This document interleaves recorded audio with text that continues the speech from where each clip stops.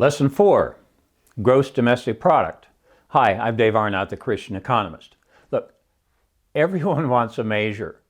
In our home, we have a measuring stick on the wall, and the grandkids are so excited to find out how tall they are. Everyone wants to know a measure.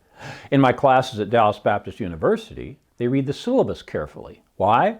Because it measures their performance in that semester. In economics, we have the same thing. We measure our national income using something called gross domestic product, GDP. Circular flow.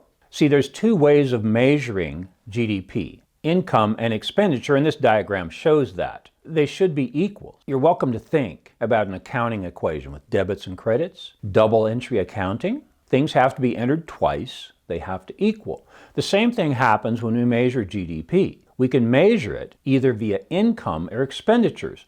It should come out the same. Definition.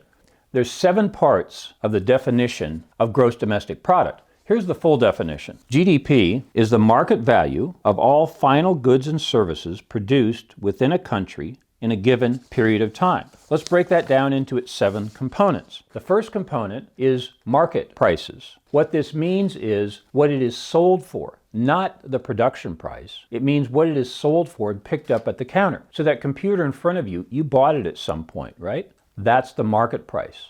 Now the second part of our definition says of all, and what it means is everything made within the country. Products and services, the computer in front of you, the shoes on your feet, it means all. The third part of the definition says final goods. So it means only those that are picked up off the shelf. Those that remain are counted in a different way. But if it's a final good, then it has been consumed. The fourth part of the definition is goods and services. Well, again, that computer in front of you is a good. The streaming of the information to the computer is a service. Many things are a combination of goods and services.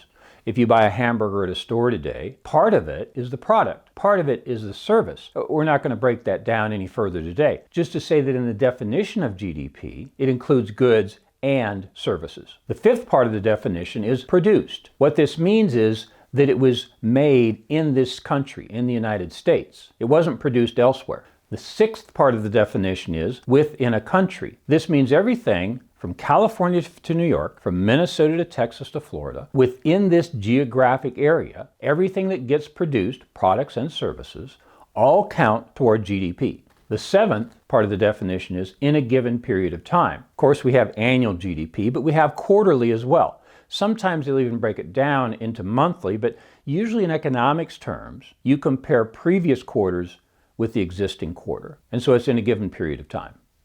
Y equals C plus I plus G plus NX. The diagram you're looking at now is what we call the formula for GDP. And in that formula, Y is the total, GDP. C is consumption. And you can see in the diagram what percentage of the U.S. economy is from consumption. The second letter, I, is investment. This means investment in goods that make other goods. So if you're buying a hamburger this afternoon, it's likely you went by a store to buy that hamburger, a restaurant, right? So somebody invested in the land, they put up the building, they installed the elements that made that hamburger. Those are called investments. The fourth part is G. This means government expenditures. So the government takes taxes from us and sales and many other kinds of taxes and fees and spends it. We have to count government expenditures in GDP.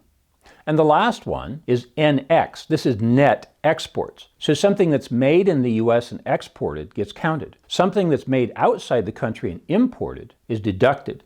And so we use NX. So the formula is GDP, which is Y, equals consumption plus investment plus government expenditures plus net exports.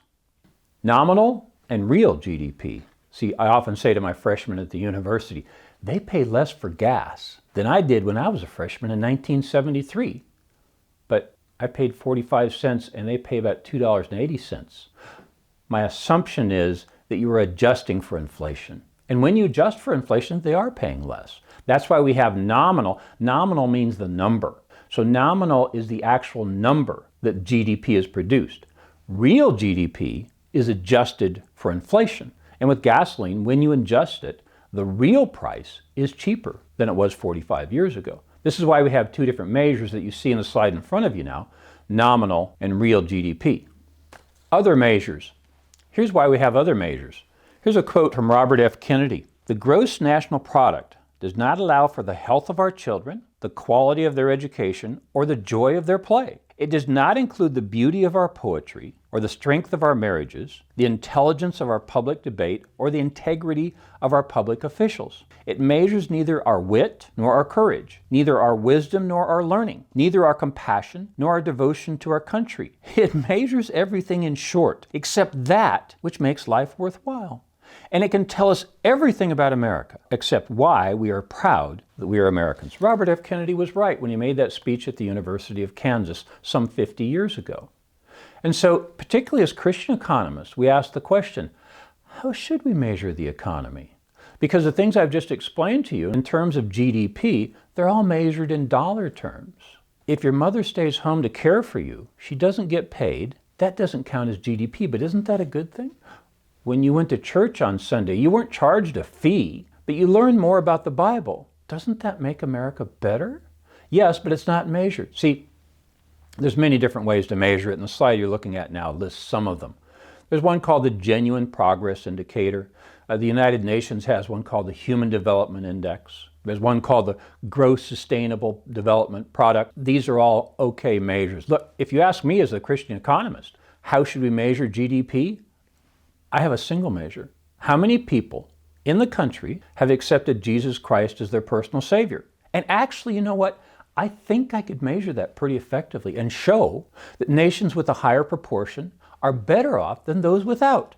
But as you can imagine, there are other economists who wouldn't agree with me. Even though there are other measures of GDP, we should stay with something that is more verifiable, and dollars are verifiable. Realizing as a Christian economist that we're only measuring what can be measured, and we're missing what cannot be measured, which, of course, for us as Christians, is accepting Jesus Christ. I'm Dave Arnott, the Christian economist. Fear God, tell the truth, earn a profit. See you next time. For more information, please visit us online at davearnott.com. If you have questions or suggestions for future podcasts, please submit them online or in the comment section below. Don't forget to like, share, and subscribe.